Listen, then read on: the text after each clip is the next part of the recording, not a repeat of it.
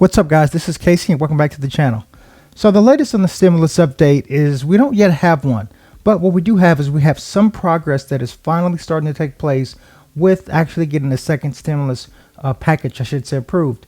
Now, the latest movement on this is a group was formed and was announced back in September 15th of a group called the Problem Solvers Caucus. Now, what this is that this is a bipartisan support of 25 Democrats and 25 Republicans who unveiled what they called a, and I quote, March to Common Ground framework to help break the gridlock on the latest COVID-19 relief package. And it's also designed to encourage negotiators to get back on the table. So what it is it's a 50-member bipartisan caucus that's led by the co-chairs, representatives, a guy named Josh Gottheimer. I'm not sure how you pronounce his name, but he's a Democrat of Jersey, and the Republican Tom Reed. And they have developed and came together in support of a framework after doing extensive listening to the constituents and the outreach to stakeholders over the past 6 weeks. Now, what this is that it's a package that's designed to address a lot of key areas of the need. So basically, it's going to include a lot of testing. It's going to include unemployment insurance. It's going to include direct stimulus. It's going to also include worker and liability protection, small business and nonprofit support, and just a host of other things.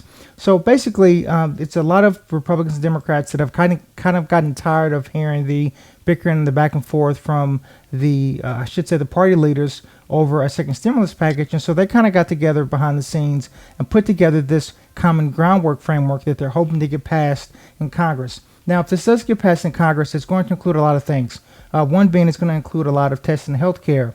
Another one's going to include assistance to individuals and families. And it's going to also include a second stimulus check. Now, as of right now, we don't yet know if this is going to get passed or even if it's going to be voted on. But there are very positive signs that is showing that at least Congress is trying to make additional moves prior to the elections. Now, Nancy Pelosi did say that she does want Congress to stay in office, and she wants them to stay in session until they come to an agreement on the second stimulus package. Now, the traditional negotiations over the stimulus packages, they're kind of still at a standstill with those. Nancy Pelosi said that they don't want to budge off the $2.2 trillion, and the Republicans are still sitting up there trying to say, okay, they don't want to go a little bit more than the $1.3 billion. So trillion dollars. So they're still a solid $1 trillion off of the mark with this.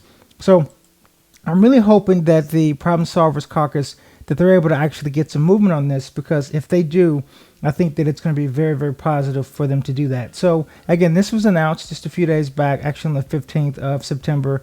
And right now we're just going to kind of be in a wait and see to see exactly what happens. Now, also keep in mind that obviously we have elections coming up as well, and both sides are using the negotiations for the stimulus as kind of like political fodder.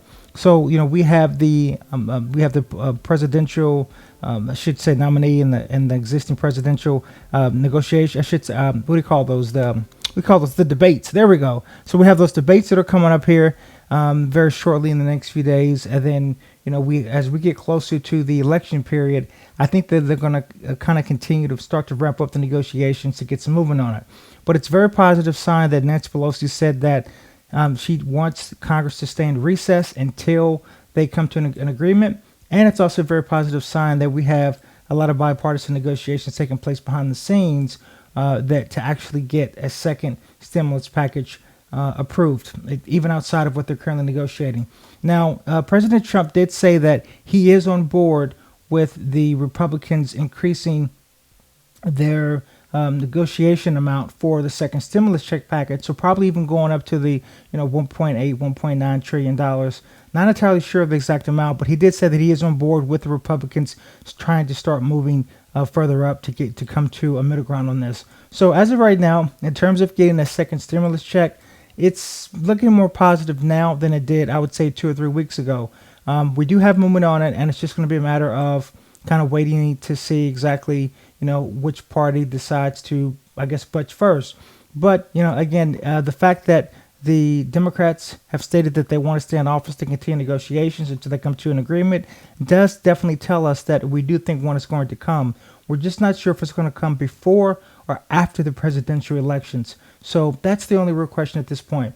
Now, I know that you guys have been kind of watching a lot of the videos online from different channels, just trying to stay abreast of this, and it's a constant moving target. 1 minute we have they're close to a negotiation, and then the very next day when they say that they're going to come to an agreement, it's all bets are off. And so, just stay patient, guys. Just like myself as well. I'm constantly staying tuned to the latest news, trying to see exactly what's going on with this. But I do think we have a second stimulus package coming. I just don't know if we know exactly when it's going to hit. So, as always, as I promised you guys, if there's any kind of, I should say, any kind of updated information on this, that I will be releasing that, and that's kind of what this video is about. Keep in mind that Congress is looking towards unemployment numbers to kind of use that as a gauge point as to their incentivizing of how much they want to look at approving on the second stimulus package. So that's something to look out for as well. It's going to be very interesting to see as the unemployment numbers continue to decrease, if that's going to cause the Democrats to lighten up a little bit on their request amount, or if that's going to just kind of cause them to kind of stay very solid in what they want. So that's going to be very interesting. But overall, guys, again, just stay patient. I know this has been a very challenging time as well. We're still kind of stuck in this, if you will, kind of this gray zone. We don't really know if we're opening up. We don't know if we're really shutting down or what's taking place. So everyone's kind of in this wait and see approach. I also feel like people are kind of waiting to see if we're going to have a second outbreak. I've seen in the news over the past few days that Europe is having kind of a second outbreak. And so I think everyone's kind of like this, one foot in, one foot out.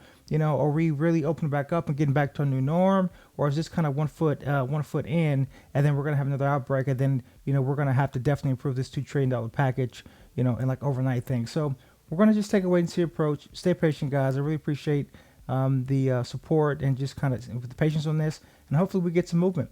So other than that, that is the latest on the stimulus update. And again, if anything changes from an information standpoint, I will make sure to create a video on that. So talk to you guys later, and stay safe and take care.